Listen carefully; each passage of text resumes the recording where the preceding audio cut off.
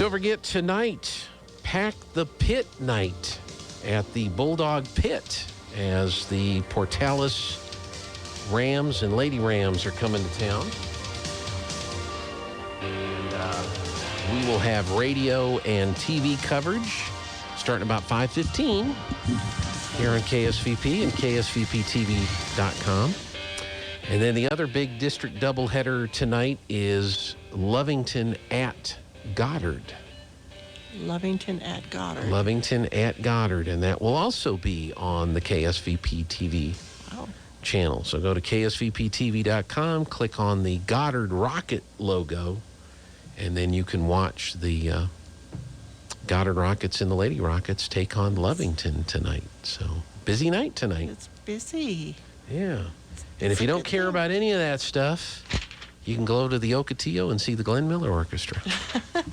They're performing tonight. Glenn Miller Orchestra. Yeah. Oh, my gosh. How long have they been an orchestra? Well, a long time. A very long time. And then don't forget, we're trying to find that lost bulldog named Darla. A lost bulldog. Yeah. Got out last night about 8:30, 65 pounds, mostly black, with white face, neck and brindle socks, black ears. And if you call the radio station, we have the phone number you can call. There's the picture right there. Oh, cute. Isn't that cute? That's cute. I'll hold it up to the camera again there so you can see. What neighborhood was it lost in? Downtown. Downtown. Downtown here. So, yeah. So let's see if we can find Darla's.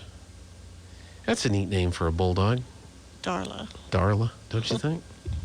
So, well, Nancy's here from Eddy County DWI Task Force. Really enjoyed the conversation we had with Bambi last week about 911 calling and all that stuff. So, and she has agreed to come back and visit with us and even revisit some of what she said. Good. And I'll let you know so you can advertise. Yep. Because I really felt like that was extremely vital information for those of us who never give it a second thought. Yeah. Until we have an emergency, and then that's a little bit late. That's right. And we're in a panic and don't know what to do or what we're supposed to say or anything like that. So yeah, she will be coming back hopefully next month. Okay. So we can get them fairly close together. Good deal. Depends on her schedule. Okay. Well, what do you want to talk about today? Well, I was looking up. I'm a stat person as anybody that's listened to me knows that. Mm-hmm. And for the stats for 2021, for New Mexico, we're number 7 in the nation. I'm taking it's not a good number 7 to be it's not number a good 7. number 7. Okay. I mean, considering our population compared to bigger places, and we're 7th in DUIs and DWIs, and they're seeing a whole lot more drugs involved, but they're looking for them now. But one interesting thing that I read was a lot of the problem is because of our law enforcement being cut, and all the problems with law enforcement. And let's face it, it's become a dangerous place to stop a car. How many of our law enforcement has been murdered, literally? So it's kind of slacked off, and it's cut back on our DWI programs because of it. So we've got some new hurdles to cross. Okay. But at the same time, I was looking at the number for 2021, and it was over 20,000 people that died and there's something like 90% of those were caused by DWIs. But do you realize what that 20,000 people across the United States, not just in New Mexico, 20,000 people represents? You have 20,000 crushed families. And I was talking to a friend of mine, and she just kind of reminded me, not so much in words about what actually happened, but she lost her children.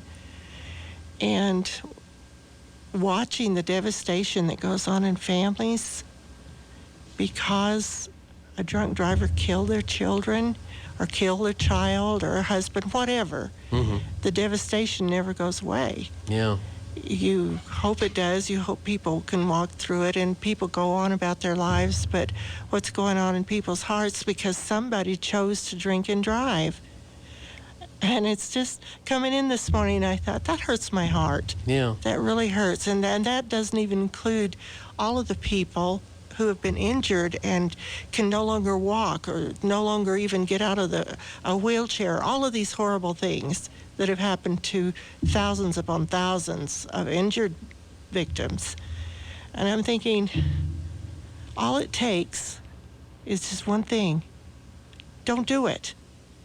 Don't be that person that picks up 3 or 4 bottles of vodka first thing in the morning. Don't be that person that fills their coolers before they go to work so they can have a little bit of fun coming home or whatever, relax, whatever is supposed to happen.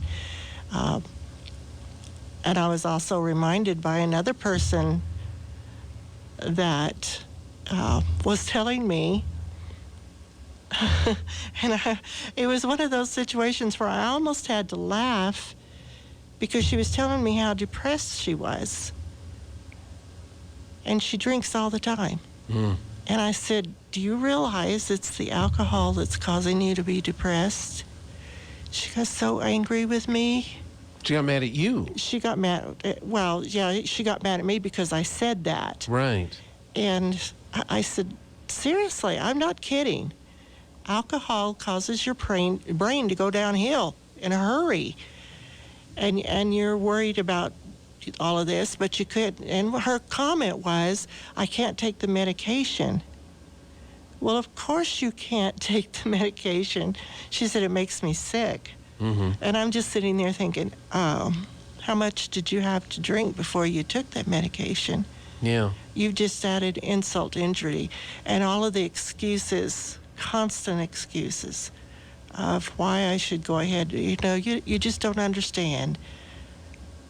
No, I don't understand. You're right. I don't understand. I don't understand the reason why anybody should get behind the wheel and drive when they've been drinking. That's just beyond my comprehension at this point. Right. Simply because I can see 20,160 people died.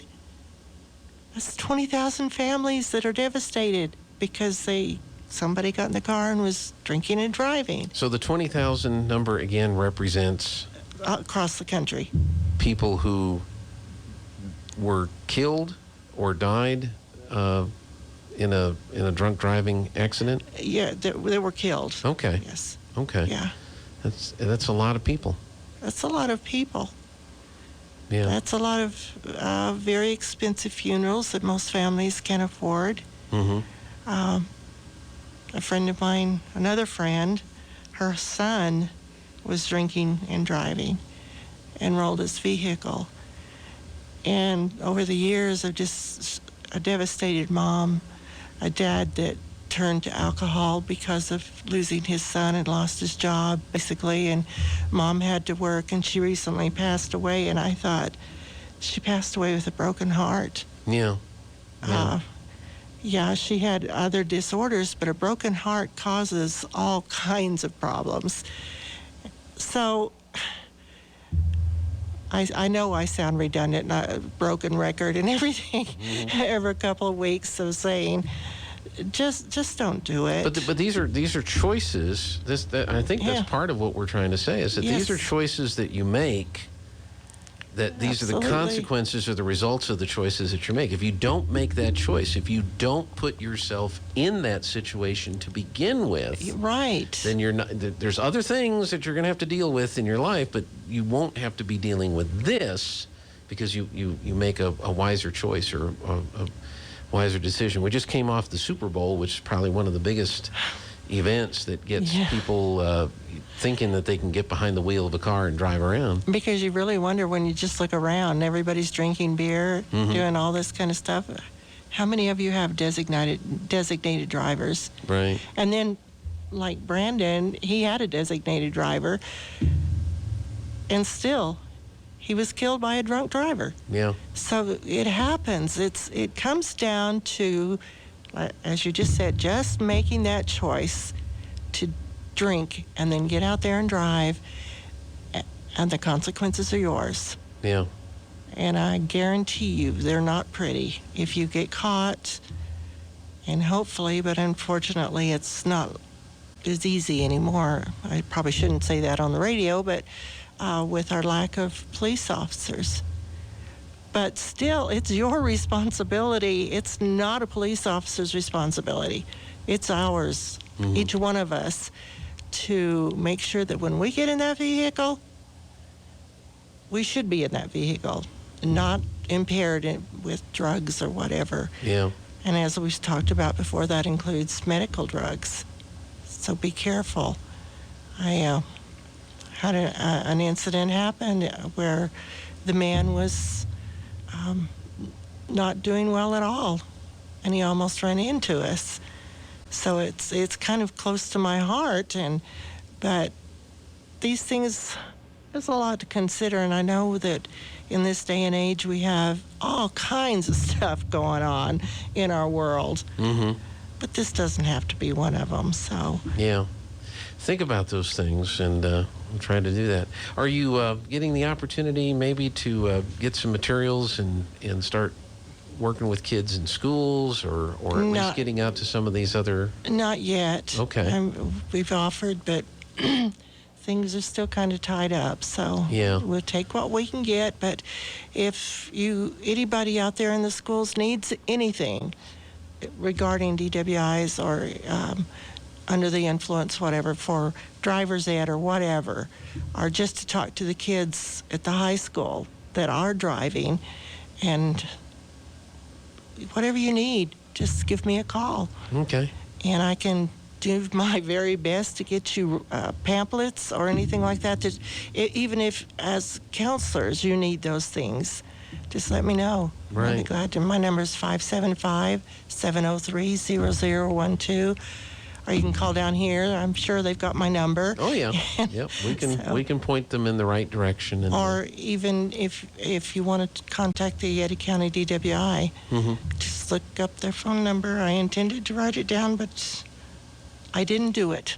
So that's okay. We'll find. If people want to get in touch, so we'll help out with all that. Yes. Well, that's a pretty sobering statistic, if you will. Yeah, yes, it is. Yes, look it is. up on there. All right, but don't make that choice, folks. Make a wiser choice when it comes to this. I mean, that's basically all we can do right now is just try to get the word out. Try to let people know. You know, here's the choices you can make. Right. Here's the wise choices you can make. Here's some choices that can lead to bad things. You can drink when you get home. Mm-hmm. And that's your choice. And you're not gonna, of course, as long as you drink responsibly, even at home. Yeah. And don't cause problems because of it. But that's not my deal. It's a different number situation. 7. So New Mexico as a state is number 7 in terms of number of DWI. Yes. Arrests, I guess, if you will, in the country. In the country. In the country. Well, I guess we're not number 1. Yeah, and number 7 is pretty bad. Yeah, we're in the top 10 for that. That's not a good thing. No, poor New Mexico. We just seem to have stats that are just not lovable. We're out of skew. So, Nancy, thank you so much for your time. Appreciate it. And don't forget, we're going to try to have Bambi back. So okay, I will let you know. Looking forward to it. Okay. Hey, that's it, folks, for the show.